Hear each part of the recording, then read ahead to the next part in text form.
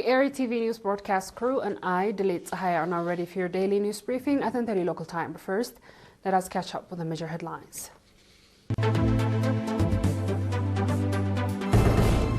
Eritrea's permanent mission to the UN organized side events. Auditor General holds consultative meeting with partners institutions. 3 commercial ships have been damaged due to unknown projectiles in the Strait of Hormuz. And Brazil pitched defense cooperation with BRICS partner to avoid invasion. Proceeding with the reports. Eritrea's permanent mission to the United Nations hosted a side event at the UN headquarters highlighting Eritrea's comprehensive approach to advancing women's access to justice through inclusive community-based institutions. The side event was organized on the occasion of the 70th session of the UN Commission on the Status of Women. The event, held under the theme Eritrea's commitment to empowering women and girls through legal reforms, awareness campaigns and targeted initiatives, brought together representatives of members of state, UN agencies, the civil society organization. At the event, briefings was provided to the legal measures of the Eritrean government has initiated to ensure the rights of women and progress registered so far. The achievements recorded in this regard include, among others, since independence, Eritrea has embedded general equality with the nation's legal and institutional architecture, ensuring women's equal participation in economic, social, political life, guaranteed equal rights in marriage and family law, as well as access to land and productive sources, strengthening labor protection, prohibited female genital mutilation and underage marriage, and expanded community courts across the country, bringing justice closer to community by providing local, accessible, efficient, cultural, grounded, and mechanism for dispute resolution. Women's growing participation in the social and political life of the country is also reflected by a reservation of 30% of seats in the legal assemblies of women. Women also represent 37% of community court judges, while significant number serves as prosecutors and judges in the higher level of judiciary. By sharing Eritrea's integrated approach, the side event demonstrated how legal reforms, institutional strengths, and cultural ground justice mechanisms translate formal guarantees into a real-world outcome for women and girls.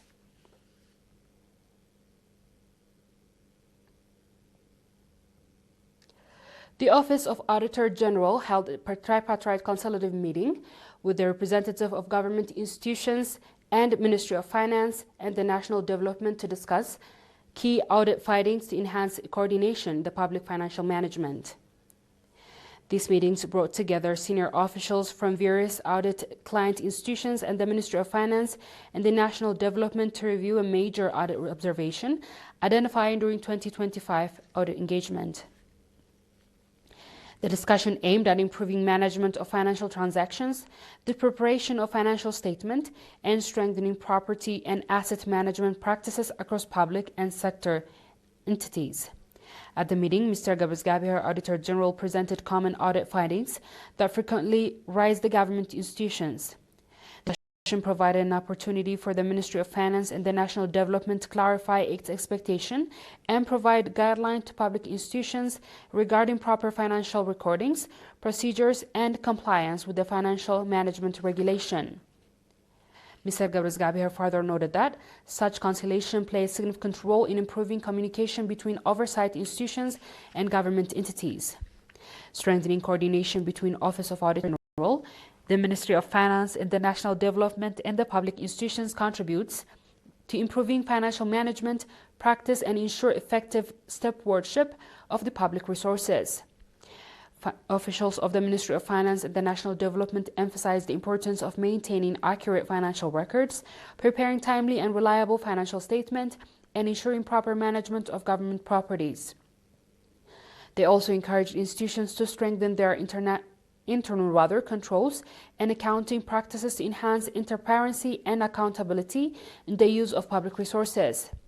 Participants at the meeting commended the initiative to organize such meeting, highlighting the importance of continued dialogue to coordinate to address recurring of audit issues and strengthening public financial management system.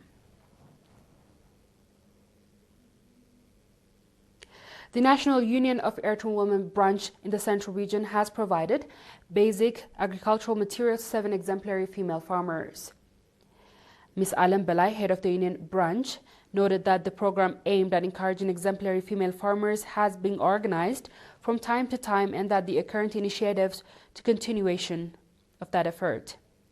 Ms. Alam said that since women comprise half of society, strong efforts are being exerted in collaboration with the government institutions to strengthen their participation in the national development programs. Commending the initiative encouraged exemplary farmers, Ms. Takhat Swamikael, president of the National Union of Eritrean Women, called on award-winning female farmers to exert more effort with a view to improving their livelihoods and those of their families, as well as positively influence following women in their area.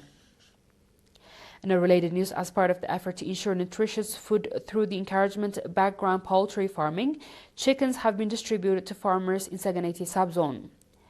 Mr. Johannes Berha, poultry farming expert at the agricultural office in the subzone, said that chickens were distributed to farmers in 13 administrative areas in the subzone at a fair price.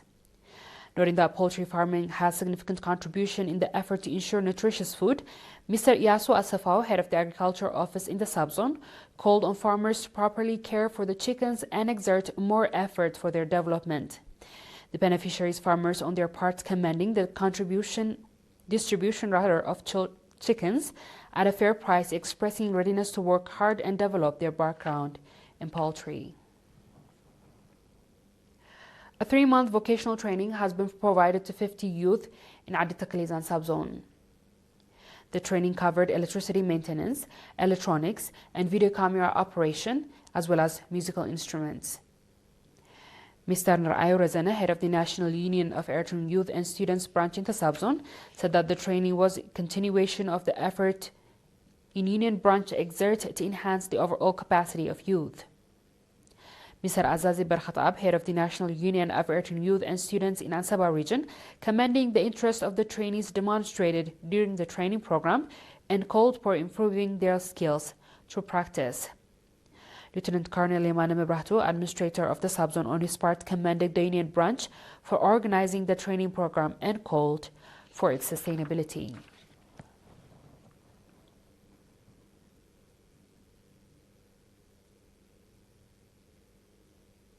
Straight ahead is our international news after a short break.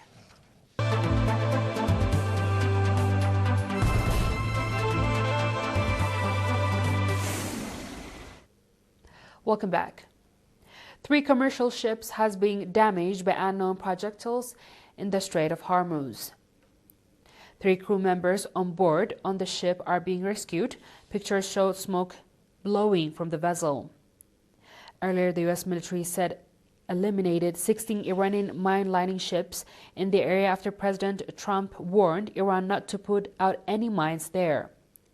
Iran continues to strike across the region, including Saudi Arabia, the United Arab Emirates, and Kuwait.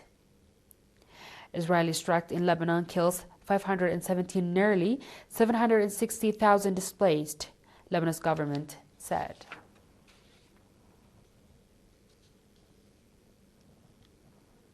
On our last report, Brazilian President Lula da Silva has called fellow BRICS member of South Africa to boost defense cooperation and reduce their reliance on foreign army, warning that the 2 nations could be vulnerable to invasion.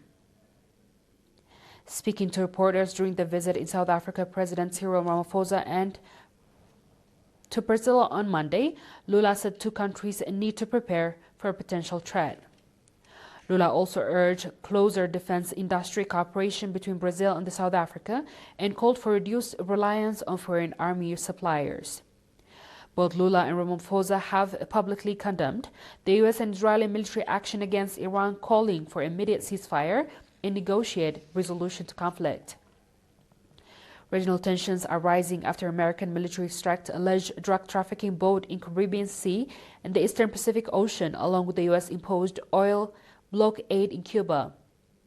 On Saturday, Trump offered Latin American leaders to U.S. missile support to target top drug cartel figures.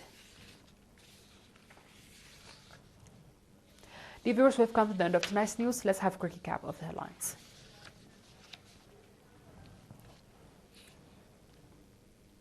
Eritrea's permanent mission to the United organized side events.